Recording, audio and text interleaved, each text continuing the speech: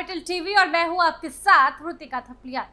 उत्तर प्रदेश में लव जिहाद के मामलों की बढ़ती घटनाएं एक बार फिर चिंता का विषय बन गई है। भोली भाली हिंदू लड़कियों को प्रेम जाल में फंसाकर मुस्लिम युवकों द्वारा न केवल उनके साथ छल किया जा रहा है बल्कि उन्हें जबरन धर्म परिवर्तन के लिए मजबूर भी किया जा रहा है। सवाल ये है कि आखिर कब तक हमारे समाज की बेटियां प्यार के नाम पर ठगी और धोखे का शिकार होती रहेंगी। योगी सरकार इस गंभीर मुद्दे को लेकर पूरी तरह सख्त है। प्रदेश में लव जिहाद और अवैध धर्मांतरण के मामलों पर सरकार ने कड़ा रुख अपनाया है। लगातार आरोपियों के खिलाफ सख्त कार्रवाई की जा रही है और अब ऐसा ही ताजा मामला उत्तर प्रदेश के श्रावस्ती जिले से सामने आया है, जहां एक युवक ने अपनी सहपाठी पर धर्म परिवर्तन कर निकाह करने का दबाव बनाया। आइए जानते हैं विस्तार से क्या है पूरा मामला।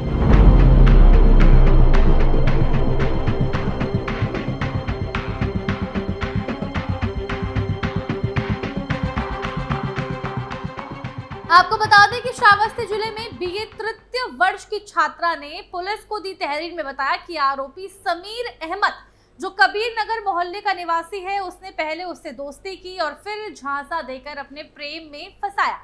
और इतना ही नहीं, लड़की ने पुलिस को बताया कि कैसे उस लड़के ने उससे जबरन निगाह और धर्म परिवर्तन से जब उसने इनकार किया तो आरोपी ने उसके आपत्तिजनक फोटो और वीडियो सोशल मीडिया पर वायरल करने की धमकी दी, साथ ही जान से मारने की चेतावनी भी दी। अब इस पूरी घटना के बाद लड़की और उसका परिवार गहरे सदमे और भय में है। लड़की ने थाने में शिकायत दर्ज कराई है और न्याय की गुहार लगाई है। पुलिस ने मामले की गंभीरता को देखते हुए एफआईआर दर्ज कर ली है और जांच शुरू कर दी गई है। प्रशासन भी इस पूरे मामले पर नजर बनाए हुए है ताकि लड़की को सुरक्षा और न्याय मिल सके और आरोपी को सख्त सजा दिलाई जा सके। ये बार बार सामने आने वाली घटनाएं कई बार सवाल खड़े करती हैं कि आखिर कब तक हिंदू लड़कियों की अस्मिता और सम्मान के साथ खिलवाड़ होता रहेगा। कब तक ये बेटियां इन शैतानों की मनमानी और दुष्कृत्यों का शिकार होती रहेंगी।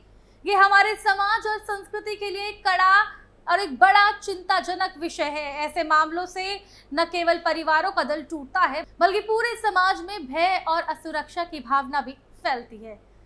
वहीं उत्तर प्रदेश सरकार ने समाज की बेटियों की सुरक्षा के लिए लव जिहाद रोकथाम अधिनियम 2020 और अवैध धर्मांतरण रोकथाम अधिनियम 2020 लागू किए हैं, जिनके तहत जबरन धर्म परिवर्तन करने वालों को कड़ी से कड़ी सजा का प्रावधान है। और इन कानूनों के अनुसार किसी भी व्यक्ति को दबाव, छल या जबरदस्ती धर्म परिवर्तन करवाने पर सख्त कार्रवाई होती है, जिसमें लंबे समय की जेल और भारी जुर्माना शामिल है। सरकार ने 2024 में इन कानूनों को और भी सख्त और प्रभावी बनाया ताकि दोषियों को कोई भी मौका न मिले और न्याय व्यवस्था पूरी मजबूती से काम कर सके। ये संशोधित कानून समाज की बेटियों की इज्जत और सम्मान की सुरक्षा के लिए एक मजबूत कवच साबित हो रहे हैं। सरकार का पूरा फोकस है कि हर पीड़िता को न्याय मिले और अपराधी को सख्त से सख्त दंड का सामना करना पड़े। साथ ही जागरूकता अभियान के जरिए आम जनता को इस घृणित अपराध के प्रति सतर्क किया जा रहा है ताकि समाज से इस तरह की कुप्रथाएं जड़ से खत्म हो सके। वहीं आपको बता दें कि उत्तर प्रदेश सरकार ने इन मामलों को गंभीरता से लिया है और धर्मांतरण विरोध कानून के तहत सख्त कार्रवाई लगातार जारी है। सीएम योगी आदित्यनाथ खुद इस विषय पर बार बार चेतावनी देते रहते हैं कि लव जिहाद के मामलों पर कोई ढिलाई नहीं बरती जाएगी। लव जिहाद के नाम पर जो भी लोग हिंदू बहु बेटियों की अस्मिता के साथ खिलवाड़ करेंगे उन पर एक्शन होगा, उन पर बुलडोजर चलेगा, उन पर एनकाउंटर की कार्रवाई होगी, लेकिन उन्हें बख्शा नहीं जाएगा। योगी सरकार जिस तरह से लगातार दोषियों पर एक्शन ले रही है उससे ये साफ है कि योगी सरकार के लिए जनता सर्वोपरि है। योगी सरकार के लिए जनता की सेवा करने के लिए पूरी तरह से प्रतिबद्ध है और बदमाशों के साथ उत्तर प्रदेश में थोड़ी सी भी नरमी नहीं बरती जाएगी। वहीं योगी सरकार की इस त्वरित कार्रवाई से जनता बेहद खुश है। और अगर बात करें समाजवादी पार्टी के कार्यकाल की तो उस दौरान आए दिन अखबार के पन्नों में लव जिहाद सुर्खियों में था।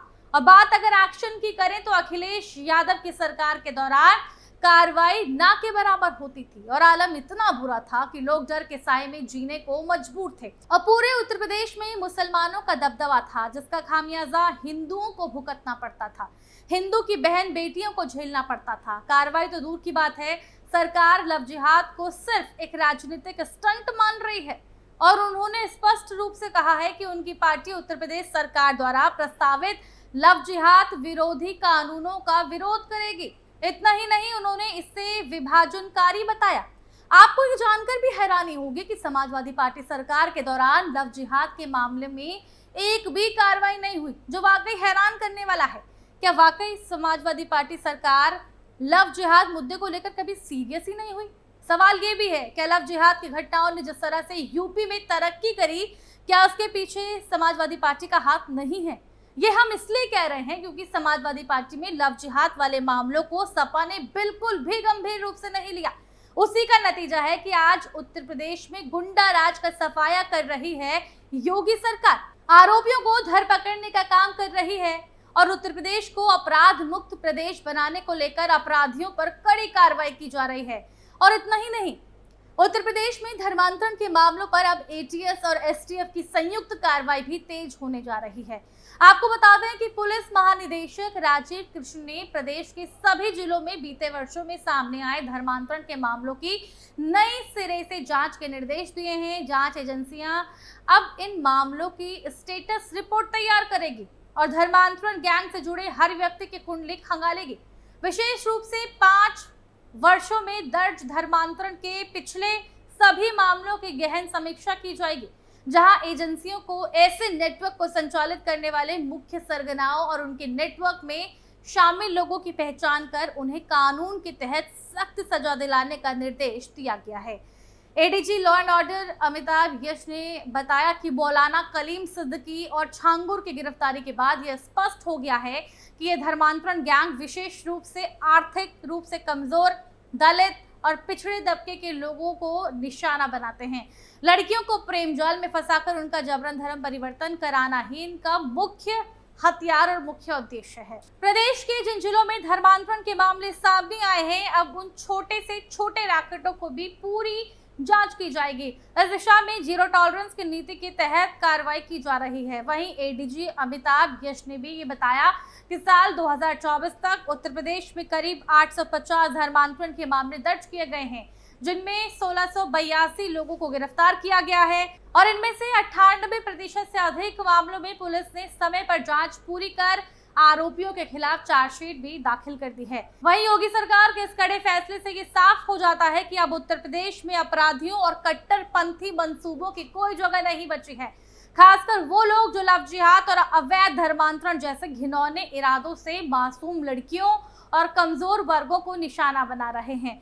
अब वो योगी सरकार के शिकंजे से बच नहीं पाएंगे। सरकार का ये स्पष्ट संदेश है, जो बेटियों की अस्मिता से खेलेगा, समाज को बांटने की साजिश करेगा या धर्म की आड़ में धोखा देगा, वो अब कतई बख्शा नहीं जाएगा। ऐसे हर व्यक्ति पर कानून का डंडा पूरी सख्ती से चलेगा, चाहे वो कितना भी प्रभावशाली क्यों ना हो।